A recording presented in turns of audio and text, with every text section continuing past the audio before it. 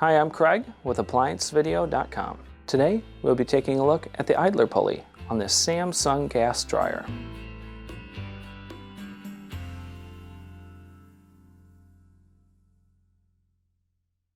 Stop. Before beginning any repair, always be sure to disconnect the power to the appliance.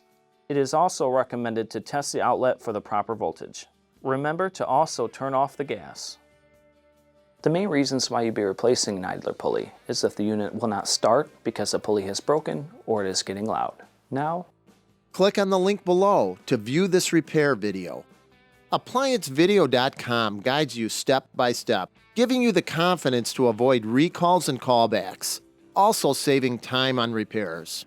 Whether you're up against an uncommon repair or the latest appliance on the market, our videos have been created with you in mind. Our growing library of videos have been produced using our factory-certified technicians who have extensive infield experience over the past 30 years. ApplianceVideo.com provides high-quality repair videos that anyone can follow, regardless of their skill level. We are here to help. Click on the link below to view this repair video and let us help you do it right the first time.